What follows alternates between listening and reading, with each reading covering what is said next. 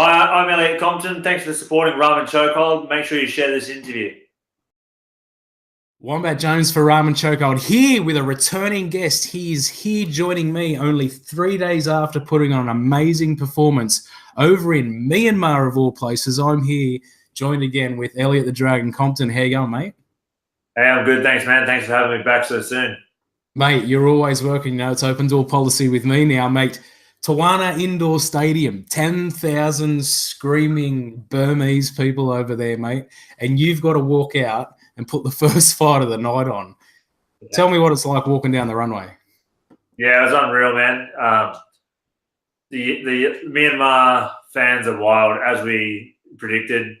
But I don't think anything could have prepared me for how wild they really were, man. Particularly in that main event, I've never seen anything like it, man. It was a really cool experience to A, witness that, but B, open the card and put on a show for the people of Myanmar. Well, I was going to talk to you about the main event later, but it seems as you brought it up, why don't we just go straight into it with that? Were you cage side for that fight, mate? Tell me, what were you thinking in the third round? It was unbelievable. Man, that was the craziest fight I've ever seen live. Those two guys just left it all in there, man, and it was cool to see Ang Lang get it done by the end of the fight in the fifth round, win by knockout. Man, I thought that stadium was going to need a new roof by the end of it, man. It was wild. There's people ripping their shirts off and climbing over the barricades, and man, everyone was like chanting his name, singing his song, and it was just wild, man. It was such a cool experience. Mate, that's fantastic. I mean, just on top of everything else, to have that must have been insane. So you were also given a spotlight before the fight as well. They actually had you up there for the press conference. What was that like? That must have been pretty cool. Yeah, it was cool for us to go to the press conference and speak to the media and the fans of One Championship. I think the whole point of the exercise, we were the first fight on the prelims, so the idea was to try and get global recognition and global attention of the event.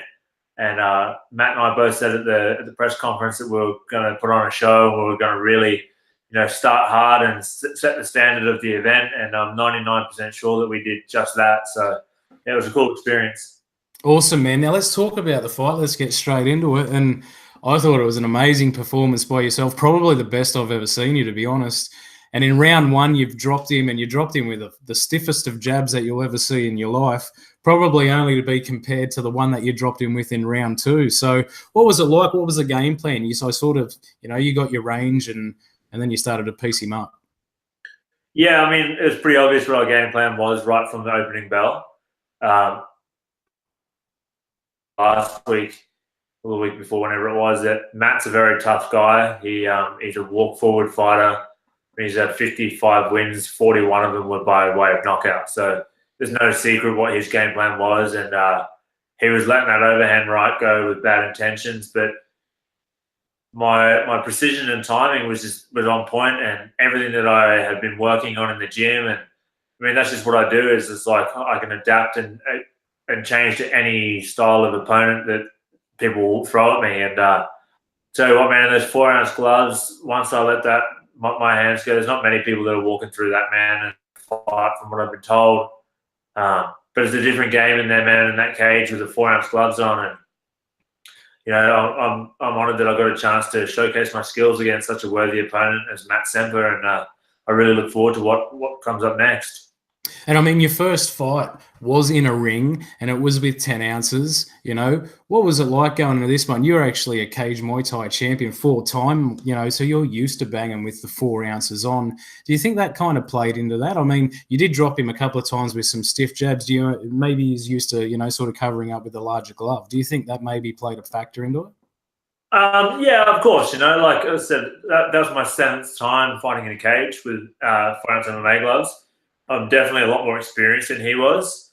But to be fair, I feel like I could put on the same performance in 10-ounce boxing gloves. The way that Cosmo fought in the ring to the way that Matt Semper fought in the cage, they're two completely different styles. I didn't have to go looking for Matt Semper. He was at the end of my glove whenever I wanted him to be. He was using that double cover a lot, but if you watch back the fight, you'll see that certain things where I was changing the angle of my punch to feed it through the middle of the guard, things like that, faking, drawing that cover. Then when he looked between his guard, then I'd feed it through again. We had a few tactics there. We knew that he liked that double cover, And we had a few tactics there that we were going to use to work around it. You know, they changed the rules there at the last minute just out of respect for the culture of Myanmar.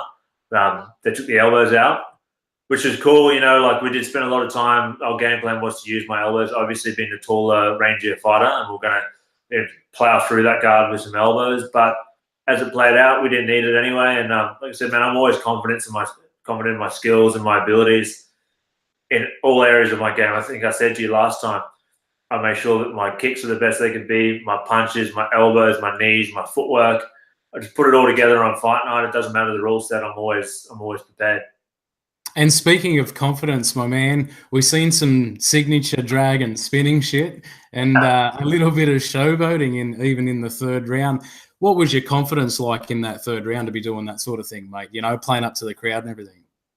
Yeah, man. I always come to put on a show, but I must admit, like, I don't know if you call it showboating, but that showboating sort of style that I had in that third round is very unlike me. So I'm not 100% sure where it came from. You know, I think Matt and I, like, it was all good natured. There's no bad nature. There's no trash talk. There's none of that business. You know, he was kind of showboating. I was showboating, and I think we're both just having a lot of fun in there. Admittedly, I think I was having a lot more fun than he was. But I think, you know, before we went out, you know, the One Championship staff said to us, you know, go out there, make sure you fight well, but put on a show for the people that have come to support. And I think that was what we really set out to do in that third round. And even looking back at it, I found it entertaining. So I'm sure the fans did too.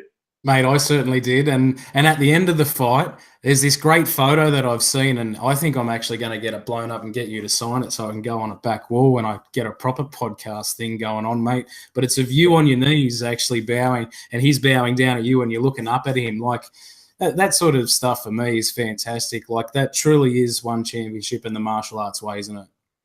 Yeah, 100%, man. I think if you don't have respect in this sport, you don't have anything. You know, I was brought up in martial arts and in the gym training, and before and after every single round, you'd touch gloves, you'd pay your respects. It's just always carried over into my fight career. I've never had a fight where I've really had anyone be super disrespectful towards me, and I've never been disrespectful towards anyone else. I think it's, at the end of the day, we're all athletes and we're all trying to achieve the same goals. So if we're not being respectful to each other and not trying to help build each other up, we're always kind of spitting on each other and putting each other down and saying that this guy's rubbish and I'm better than you, and parading around like we've got these chips on our shoulders. The sport's never going to grow. The promotions are never going to grow, and we're never going to get the worldwide credit that we all deserve. And we all put so much hard work and effort into this game that it's hard not to respect each other. If you don't respect each other, then you've got a serious problem. And at the end of the fight and after that bowing and all that sort of thing, you got your first chance to go and jump up on the cage, and there you go, and you look out into that big, massive crowd. What sort of a feelings like that for you when you knew you had the decision? Yeah, man, I've got to be honest with you. I knew before the end of the first round that as long as I didn't get knocked out, I was taking that win home. And again, that's no disrespect to Matt. I know that he's a tough guy. He's a very, very good fighter. I just knew that everything came together for me in that fight, and it was gonna take a serious stroke of luck to take that away from him, man, or a really big mistake, which I wasn't willing to make. So to jump up on that cage and, you know, wave to the fans that were all going crazy in the arena and hearing the roar of the crowd is just it was a dream come true for me, man. Like I said in my post-fight interview, it's been a long road to get to where I am, man. Like I've been fighting now. This is my 11th year of fighting. I've sacrificed so much. My family has sacrificed so much. Friends, you name it, man. And I've put in the work. And like I said, it really is just a dream come true. I can't even really put it into words. But yeah, like it was an emotional experience for me, to be honest with you. It's like it's something that I've worked my whole life for, and it kind of just came. That was the moment that I needed, you know. Yeah, man, and it's so good that you finally got it. And like you said to me before in the last interview, you're kind of looking at this year's kind of your year. So what I wanted to ask you, though, is what Dad think of the performance? You know, I thought it was probably your best. You might have thought it was one of your best. What did Dad think, though? Yeah, look, he was stoked on the whole week. You know, everything went according to plan, 100%, even more so. You know, we set ourselves some goals during fight camp, obviously with an end result of the fight, but we smashed through every goal that we set. And so when we got in there and I put on a performance like that, man, like he was over the moon. But you know, as happy as he was, he still said to me there was only 50% at most, if he's being generous, of my potential. And I 100% agree with him. I still, you know, the things that I do in the gym, the way that I move, the way that I hit pads, the way that I spar, you know, it's still much better than what I'm doing when I fight. So my next goal and my next fight is to unlock more. You know, I definitely know that I've got a lot more in there to give, and I agree with him. And he's not saying it to be critical. He's saying it to bring out the best in me. You know, he obviously has my best wishes at heart, and if he's not honest with me and we kind of just float through thinking that we're the best and whatever else, and I'm doing my best, then he's never really going to get the best out of me. So I'm excited about the next one to unlock that next level of dragon. Oh, mate, there was a combination which I don't think I've ever seen thrown in a cage before, where it was sort of off your front foot. You kind of sidekick pushed him, but you only touched him, and then you come through with this knee and absolutely smacked him in the body. You know, do you work on that stuff all the time, or is that sort of coming to you while the fight's going on? A bit of everything, man. Like you ask anyone that spars with me in the gym, it's like it's a gamble on what I'm going to do next, man. Half the time I don't even know, you know. But that particular technique is something that I use a fair bit. You know, that fake slide push kick into the knee. But I use it for everything. I normally use it to set up my elbows, but obviously being under the rule set, I didn't have the elbow, and I knew that he was using that high guard and his body was open, so it kind of just left it there for me. But yeah, it's one of those things when I fight, man, I do some things that I look back afterwards and go, man, I've got to watch that again. What did I actually do there, you know? And I think that's the whole point of fighting. It's supposed to be an artistic expression of who you are and how you train, and I'm just always trying to be as creative as I can in martial arts and do everything that's different to everybody else. Because, I mean, if you both have the same techniques and you both have the same work ethic and the same work rate in the fight, it becomes a 50-50 chance on who's going to win. So if you can be unpredictable, explosive, calculated, and unorthodox, hit people with things that they haven't seen before, you've got the upper hand. Mate, that's fantastic. How did you celebrate? What did you do? Did you just go back to the hotel and sort of crash out, or did you sort of hit the town a little bit? No, man, I don't really party, man. Not these days, bro. So pretty much we hung around and watched all the other fights, which, man, it was such a great card. You know, I was really excited about my fight, but I was probably equally as excited about watching the other fights on the card. So we watched that, jumped back in the bus, we went back to the hotel, and I had about 4 bowls of pasta from the buffet and a couple of beers. Don't tell my nutritionist. And, man, I think we were in bed within an hour and a half of getting back to the hotel. Sat down, had a chat with Michael Chavella, Mitch Chilson, Rick Audie, a few of the other guys.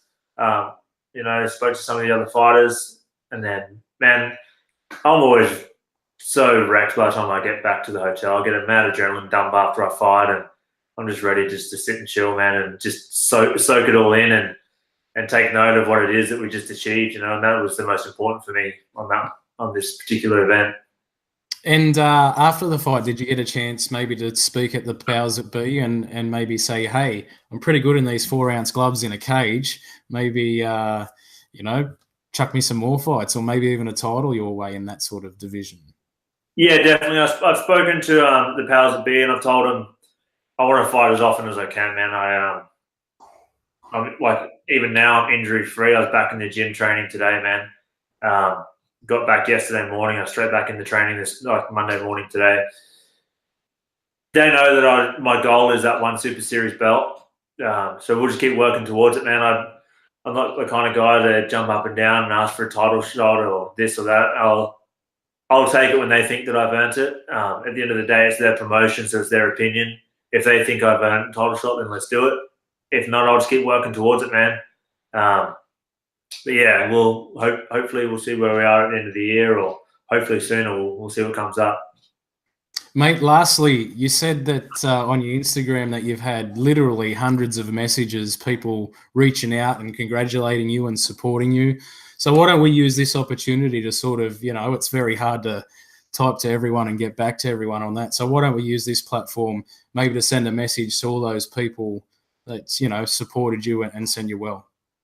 Yeah, for sure, man. It's been amazing. It's like every time I look at my phone, there's like another 20 or 30 messages from people from home, from all over the world, from people that I haven't seen in years, people that I've trained with once in Thailand 8 years ago have been messaging me, and it's like, man, like I said, literally hundreds, and I'm not exaggerating. It's been wild, man, and I'm truly humbled that everybody takes the time to send me a message to say good luck. There's so many fighters that fight every single week. I'm sure everybody gets sick of sending good luck messages, but man, you keep sending them to me, I'll never get sick of it. It really does mean the world to me, and it's a nice reminder of all the places that I've been and the things I've experienced and the experiences that I've shared with so many people around the world, and I'm forever grateful for it, man. It's amazing. Fantastic, mate. Well, from me, congratulations. I thought it was your best performance so far that I've seen. I can't wait to see how quickly they turn you around and throw you into the cage again. But, mates, congratulations. And obviously we can check you out on Facebook, Instagram, Twitter. You're even giving it a little bit of a go now, I see. And yeah. You have to, don't you? Like, you can't get away from it. I've never really been a big Twitter kind of guy, but I don't know, man. It's growing on me. Maybe as I'm getting older, it's growing on me. Well, Twitter's my favorite, man. So maybe it is an age thing. All right, buddy. Well, thanks for catching up with me, especially so soon. You would have only got back, a couple of days ago. So I really appreciate you coming back on, and we'll definitely be seeing you very, very soon, I'm sure. Cool. Thank you, man. Thanks a lot.